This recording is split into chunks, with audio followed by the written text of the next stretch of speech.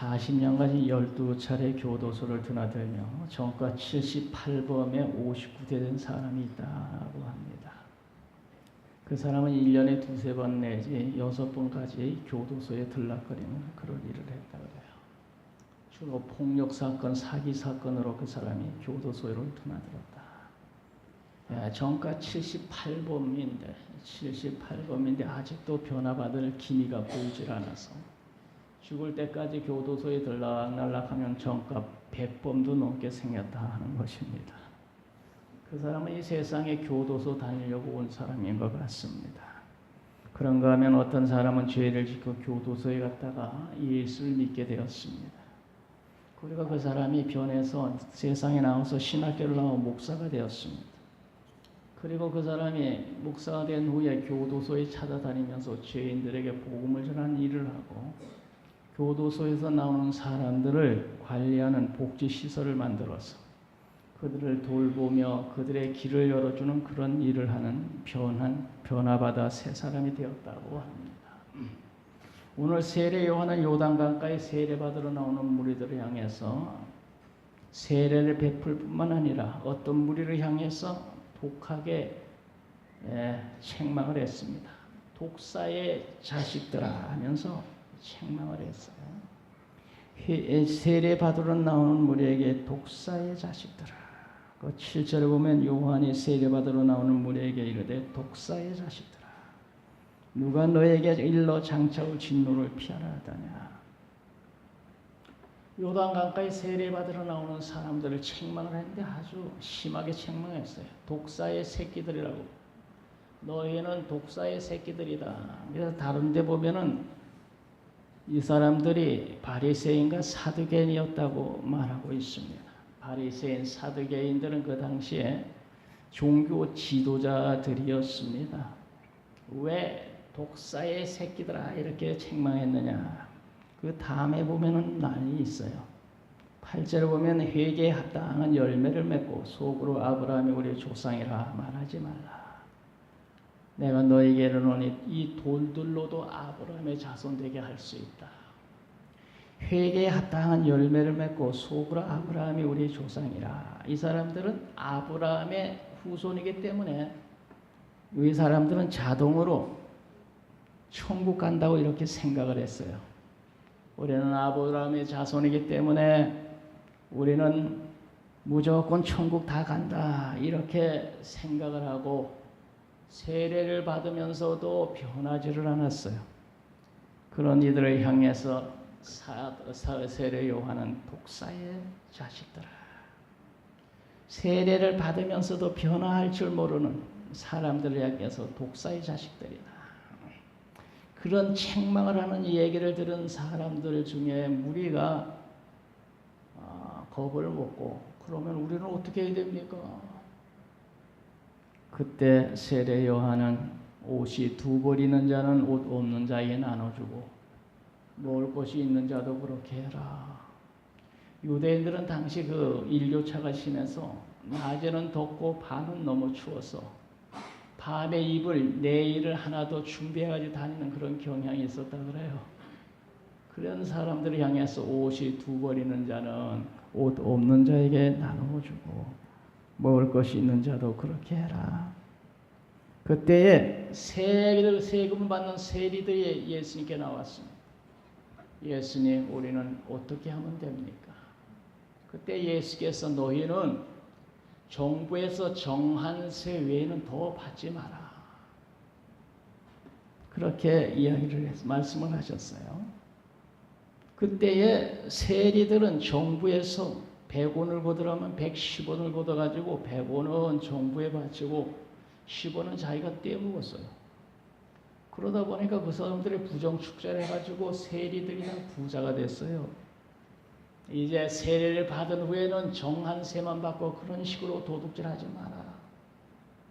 그때 군인들이 세례 받으러 나와서 예수님께 말했어요. 세례 요한에게 우리는 어떻게 해야 됩니까? 그때 너희는 군인이라고 사람들에게 겁주고 강탈하고 거짓말로 고발하고 그러지 말고 받는 급료를 족하게 여겨라. 당시 군인들은 급료가 적어서 무력으로 사람들을 곱주면서 강탈하는 그런 일이 많이 있었다 그래요. 세례 받은 후에는 군인들 너희들 그러지 마라. 세례 받기 전에는 그렇더라도 세례 받은 후에는 사람이 변해서 새로워져야지. 세례 받고 난 후에도 군인의 무력을 행사하면 남의 돈이나 빼고 그런 짓 하지 말고 지금 받는 금요일에 좋게 해라. 세례 받은 후에는 변해서 새 사람 되어야 된다. 세례 받은 전이나 후나 똑같으면 세례 받으나 마나 변화만 없는 너는 독사의 새끼들이다. 성경에 보면 참으로 회개한 사람들이 나옵니다. 우리 예수님이 칭찬한 한 세리가 나옵니다. 바리새인과 세리의 비교해서 바리새인은 하나님, 내가 하나님 앞에서 포색불이 간음한 적도 없고 세리처럼 도둑질한 일도 없고 일에 2번씩 금식하고 소득의 11조는 꼬박꼬박 바쳤습니다. 하나님, 나는 그런 사람입니다. 그럴 때 세리라는 사람이 세리는 평생 도둑질해 먹고 산 세리가 하나님 앞에 나와서 하늘을 우러러 보지도 못하고 죄가 많아서 가슴을 치면서 울면서 하나님, 나는 죄인입니다. 그랬다는 거예요.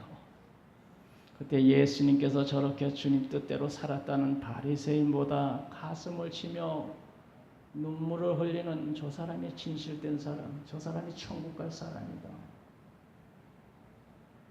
비록 지난날 도둑질은 했지만 가슴을 치며 진실로 회개하는 저 사람이 의인이여 천국 갈 사람이다.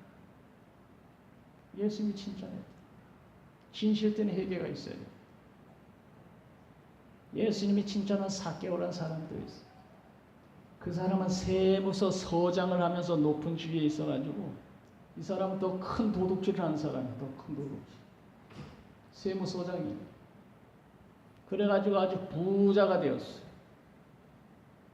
그런데 어느 날 예수님이 그 삭개오 사는 동네를 지나갈 때에 이 삭개오라는 사람이 예수님이 보고 싶었어요. 예수님은 도대체 어떤 사람인가. 그런데 키가 작아서 사람들 뒤에서 보이질 않아서 예수님이 가시는 방향 앞으로 뛰어가서 돌 감람나무, 무화과 나무에 높이 올라가서 예수님이 지나실 때 내려다본 거야. 그때 예수님이 지나가시다 보니까 나무 위에서 내려다보는 사람이 있거든. 그때 예수님께서 삭개오야 내려와라. 내가 오늘 네 집에서 하룻밤 자고 가야 되겠다.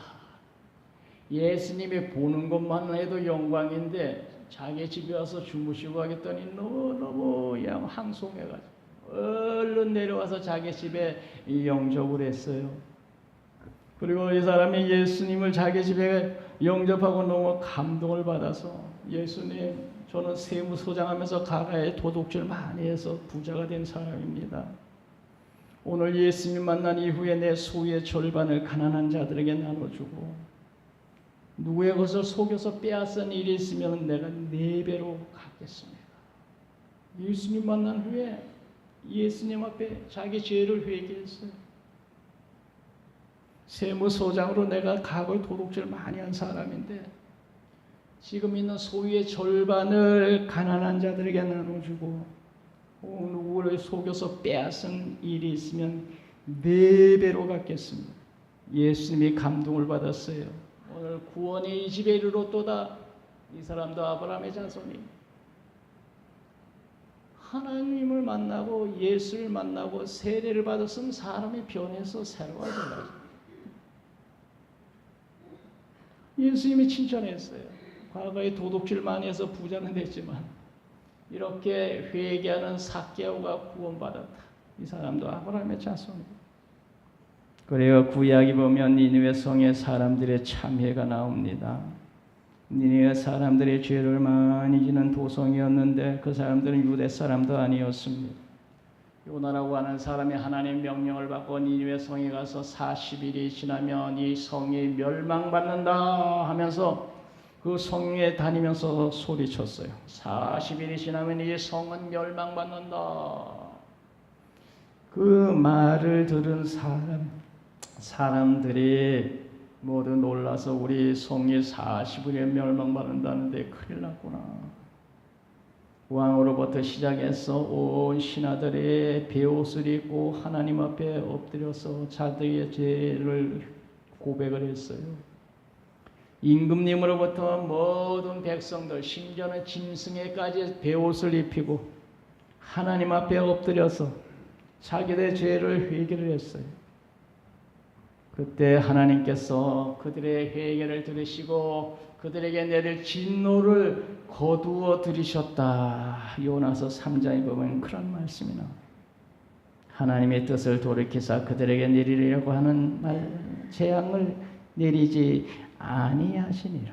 참 회개했다며. 참 하나님 앞에서 참 회개해서 변화받으면 살 길이 있고, 하나님 앞에서 회개할 줄 모르고 변화받을 줄 모르면 하나님의 진노를 삽니다. 탕자의 비유에서처럼 진실로 회개하고 눈물로 회개하면서 아버지께 돌아오면 하나님 아버지는 기쁘게 받으시고 용서하신다는 것입니다. 우리는 예수를 만나고 세례를 받고 참으로 회개하고 변화받았습니까?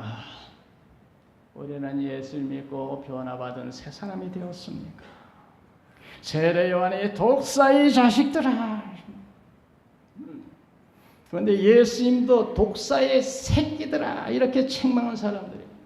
그 사람들을 예수님은 독사의 새끼들아, 세례 요한은 독사의 자식들아 그랬는데 예수님은 독사의 새끼들아. 너희들은 변화받을 줄 모르는 나쁜 사람들이다. 독사의 새끼들 하면서 그 사람들의 잘못을 지적을 했어요. 세례 요한은 이렇게 넘어갔지만 예수님은 너희들은 이런 잘못이 있고 이런 잘못이 있고 이런 잘못이 있어서 너희들은 화를 입을 자들이다. 화 있을진자. 그래서 마태복음 23장에 보면 무거운 짐을 묻고 사람의 어깨에 지우고 노는 손가락도 움직이지 않는 자들이요. 너희들은 모든 행위를 사람들에게 나타내 보이고 자랑하고자 하는 그런 짓을 하는 사람, 예식하는 사람들. 잔치집에 가면 꼭 윗자리에 상석에 앉으려고 하는 그런 놈들이에요. 너희는 천국 문을 닫고 너희도 들어가지 아니하고 남도 못 들어게 하는 그런 죄를 짓는 놈들이에요. 너희들은 교인 한 사람을 얻기 위해서 바다와 육주 두루 다니다가 한 사람 얻으면 너희보다 배나 지옥 자식을 만드는 놈들이에요. 너희들은 장과 겉은 깨끗하나 속에는 탐욕과 방탕으로 가득한 놈들이에요. 너희들은 회칠한 무덤같이 겉으로는 아름답게 보이나 그 안에는 죽은 사람의 뼈가 있듯이 더러운 마음을 품고 사는 너희들, 뱀들아 독사의 새끼들아, 너희가 어떻게 지옥 판결을 피하겠느냐 이렇게 했단 말이야. 마태복음 23장. 그래서 조목조목 너희들이 잘못된 것을 지목을 했어. 어떻습니까? 우리는 그런 죄에 해당하지 않습니까? 해당 사항이 없으면 참으로 회개한 사람이고 우리는 천당 갈 사람인 줄 믿습니다. 해당 사항 없었어요? 내가 좀 읽어. 마태복음 23장 읽어보시고 해당 사항이 없는지 한번 읽어보라고. 그 해당 사항이 없으면 여러분 천당 갈 사람이고 참으로 회개한 사람이고 한 가지라도 관련이 있으면 회개하고 빨리 새 사람 되시기 바랍니다. 내가 볼 때는 우리 교회는 그런 사람들이 한 사람도 없는 줄 믿습니다. 참으로 회개하고 변해서 새 사람 다 된 여러분들인 줄 믿습니다.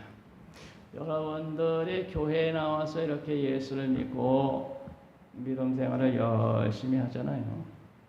이게 참 회개하지 않으면 한두 번 하다가 그만둘 텐데 변함없이 끊임없이 열심히 하는 거 보면 이것은 참으로 예수 믿고 회개하고 변화받았다 하는 걸 알 수 있어요. 참으로 회개하고 변화받지 못하면 한두 번 교회 나오다가 그만두는 거예요. 그런데 여러분은 10년, 20년 변함없이 하나님 앞에 나와서 주님이 주신 직분 감당하고 이렇게 꾸준히 인내를 가지고 한다는 건 이건 변화받아서 예수 사람이 됐다는 증거예요. 할렐루야. 네, 그럴 때는 아멘 좀 크게 하시는 사람은 자신 있는 사람입니다. 할렐루야. 참으로 변화받았으니까 이제 그 붙어있지. 그러자는 벌써 그만뒀지. 교회 안 나와. 가짜는 한두 번 교회 나오다가 그만두는 거야. 그런데 10년이 지난 변화없이 주님 앞에 나와. 주님 주신 직분 감당하고. 그런 거 보면 참으로 회개하고 변화받은 새 사람이 된 거예요. 그런데 거기서 만족하지 말고 더 좋은 변화받은 그리스도인들 다 되시기 바랍니다. 우리 예수님은 선하신 분입니다. 선하신 분. 그는 죄를 범치 아니하시고 입에 거짓도 없이고 욕을 당하시되 대응하지 않으시고 고난을 당하시되 이어가지 아니하시고 공의로 심판하시기 부탁하시고 신의 나무에 달려 그 몸으로 우리 죄를 담당하신 예수는 선하신 분. 나는 포도나무요 너희는 가지다. 선하신 예수님에게 붙어있는 가지니까. 선하신 예수님은 나무요 포도나무요 우리는 가지니까 열매가 선한 열매가 맺힐 수밖에 없습니다. 할렐루야. 예수님은 좋은 나무요 우리는 거기에 붙은 가지니까. 예수님은 좋은 나무에는 아름다운 열매가 맺히고 못된 나무에는 나쁜 열매가 맺히나니 좋은 나무가 나쁜 열매 맺을 수 없고 못된 나무가 아름다운 열매를 맺을 수 없다. 우리는 좋은 나무인 예수님께 붙은 가지들이니까 좋은 열매 맺힐 수밖에 없어요. 복된 열매가 맺힙니다. 영생의 열매가 맺힙니다. 축복의 열매가 맺힙니다. 선한 열매가 맺힙니다. 할렐루야. 예수님은 좋은 나무니까 좋은 나무에 붙은 가지인 우리들은 좋은 열매 맺으며 사는 복된 열매, 아름다운 열매, 선한 열매, 영생의 열매, 좋은 열매가 맺힐 수밖에 없어요. 예수님이 좋은 나무고 우리는 거기 붙은 가지니까.